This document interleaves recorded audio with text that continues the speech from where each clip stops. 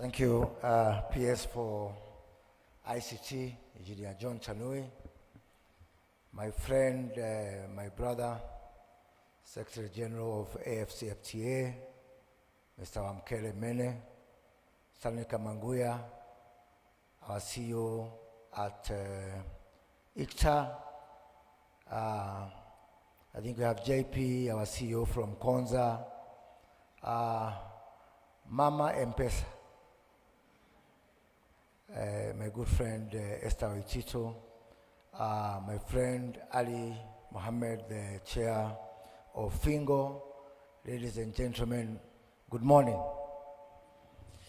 It is my pleasure to be here to join you this morning. And when I'm here and I compare the traditional tech and the energy that is supposed to come with Fintech, forgive me to say that the energy levels are quite low, and I would wish, because this is a Fintech space, which is supposed to be more energizing, ask you to be more lively and to enjoy either this session today, and on the very least, the few minutes that I'll speak to you.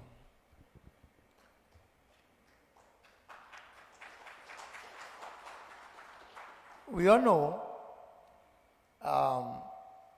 that technology is not only the next big differentiator between the old economy and the new economy, particularly in Africa,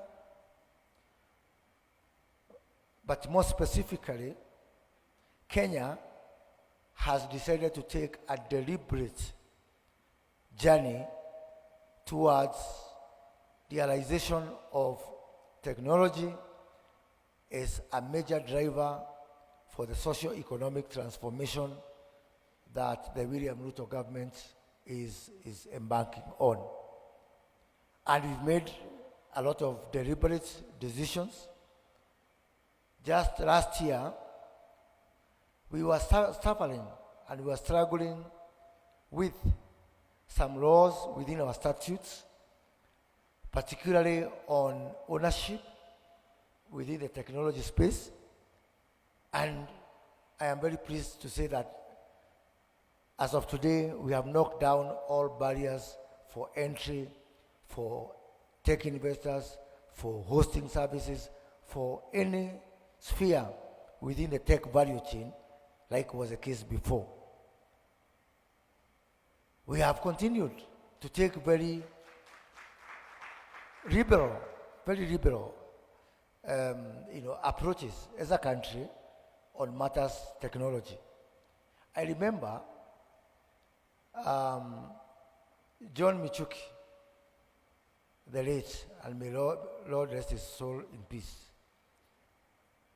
He once told me of a story of how he licensed M-Pesa. He was the Minister for Finance when M-Pesa was licensed. So somebody went from Safaricom and challenged John Michuki that you can send money through your phone. And John Michuki, he was not a very easy man to deal with. So he almost drew out the person from Safaricom.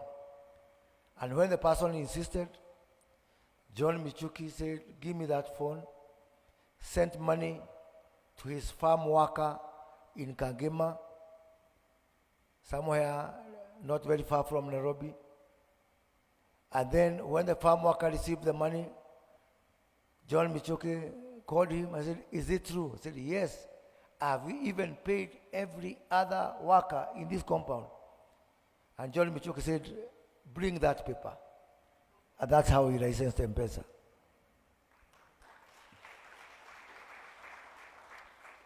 And I'm saying that because that belies the true story of the potential of Fintech, not only in Kenya, not only in Africa, but indeed in all developing countries.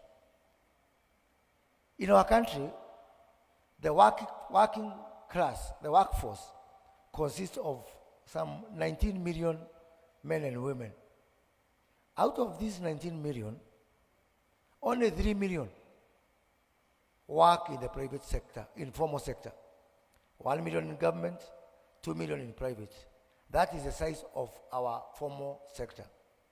16 million is the informal sector.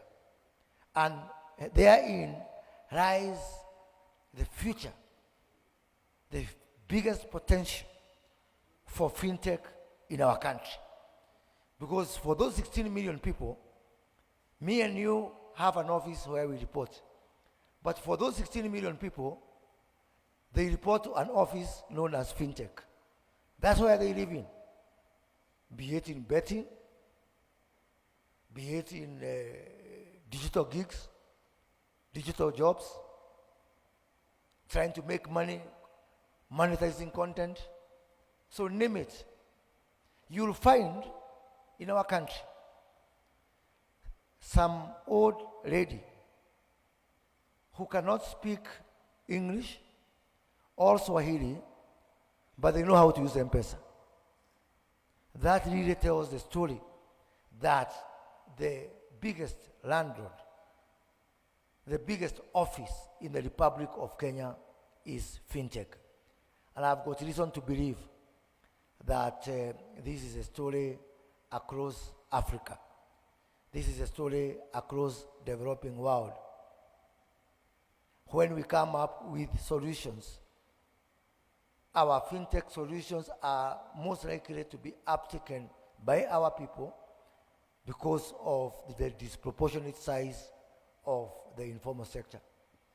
I was just telling somebody yesterday, much as whatever happened in Bangladesh, people have different opinion. It is a fintech man, Mohammed Yunus of Grameen Bank, who is now the acting president of Bangladesh, put into power by the people. That is the power of fintech. That when we come with solutions which are specific, which are targeted, which are realistic to where the bulk of the population is, then we start to win. And I think I want to underscore that, realistic to our situation. Because I am a widely traveled person, and I've worked in this space, in both financial space and technology space, across all continents of this world. And I can tell you that if Kenya chose to pick from the shelves of models that were existing before, then I think that we could not have made a major endeavor and the progress that we made here. So let me conclude by saying that the government is very much committed to supporting fintech. We are committed to comprinting, to unlock all the obstacles that are there on the way to growth of fintech. Currently, ICT sector contributes up to 9% of our GDP. By the time we are done with our current administration, we are going to ensure that that contribution rises to 15% of the GDP.